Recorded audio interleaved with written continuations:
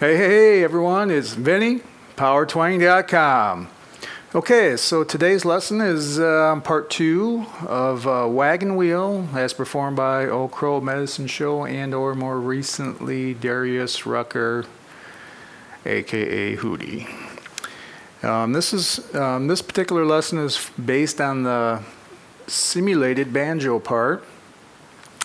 I did go ahead and I'm tabbing this one out. You can get the link, you can get the tab from the link below here in the description box. And I also think I'm going to include the, if you want it, the MP3 of the drum track so you can kind of maybe help you strum or pick along with it. But anyway, again, just follow the link below in the description box. That link has all sorts of free stuff there for you. Anyway, if you looked at part 1, you'll notice that there was basically, again, we're using the capo at the 2nd fret. And it kind of allows us to use our standard cowboy chords, open chords. But basically, if you looked at part 1, you'll know that we have basically 4 chords that we're working with within this song. And while the acoustic is actually strumming the chords, the simulated banjo part, what you're going to end up doing is you're just actually doing these little this little rolling pattern, and all you're doing is you're just following the chords, but you're only really working on the top 3 strings. So basically, again, so the chords that we're working with is G, D, E minor, and C. And then and that's the first time through. The second time through is G, D, and C, and you play that C twice. So all we're doing is we're just taking the top 3 strings, and you're just kind of taking the top part of the chord. And again, when I do the G, I'm actually holding it down like this.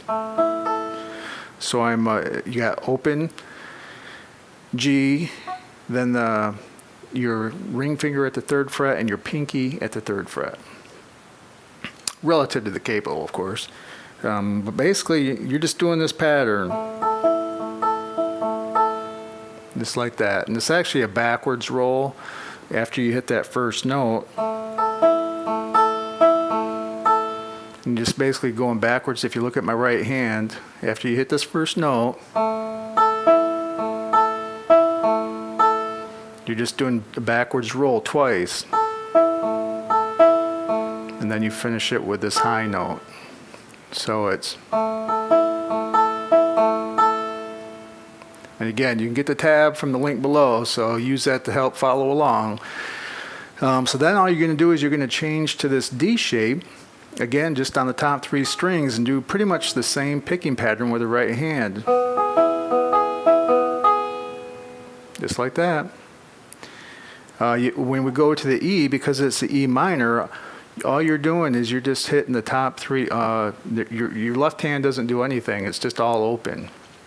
So basically, but it's again, it's the same right hand picking pattern.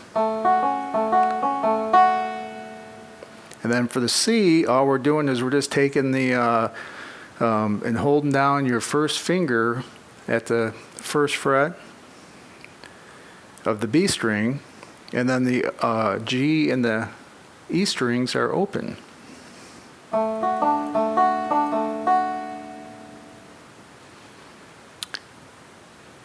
And again, this is all relative to the capo. So when I say 1st fret, technically it's the 3rd fret, or if I say open, it's it's really the 2nd fret, but you're not fretting any strings. So again, it's all relative to the capo. But anyway, so that if you put those all together, that little pattern is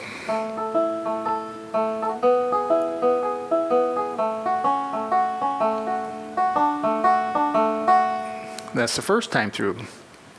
And the second time through, if you remember, you stay on this. You omit you don't do the E chord, and you do the C chord twice as long. So the second time through is basically all that is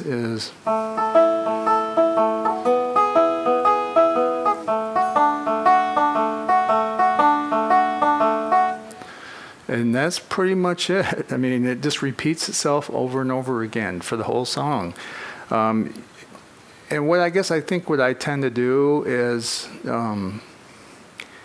I just vary the, when we play this live, I'm fortunate enough to have another guitar player that plays the acoustic part, and I play this part.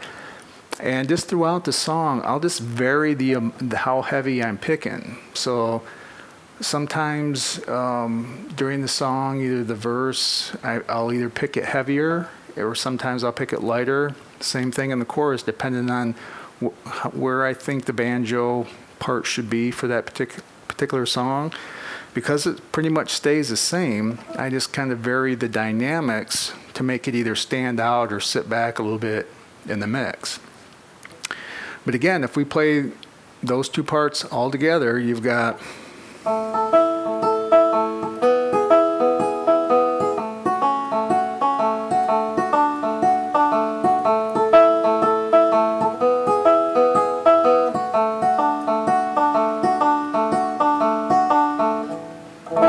and I will say, you could do it either all with a pick on your right hand,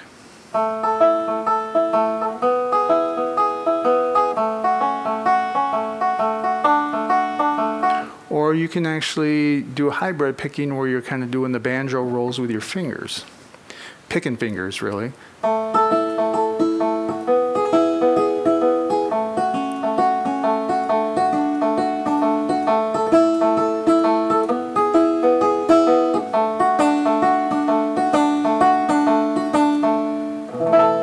I think, just it kind of depends. Sometimes, it depends on my mood. Sometimes I'll actually play it with my pick. Sometimes I'll play it with the pick and fingers. It just kind of depends. But either way, even if you choose to use your pick throughout this song, I would really spend some time working on that banjo roll with your fingers, because it's really good exercise, even regardless of the song. Just sitting there and doing the banjo roll is good exercise for chicken picking. You can do that while you're watching TV.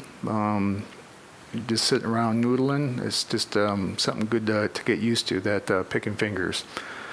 But anyway, again, that's pretty much the whole song. Once you get that down, it's just really those 4 chords. All right, hey, thanks for tuning in today. Like I said, this is a very simple song. People really like this song when you play it live. You see everybody singing along to this one, so it's fun to play. And like I said, if you're interested in the backing track or the drum track and the tabs, you can just click the link down here below and go there. There's all sorts of freebie stuff at my website. So anyway, thanks again for tuning in, and keep picking, and we'll see you soon.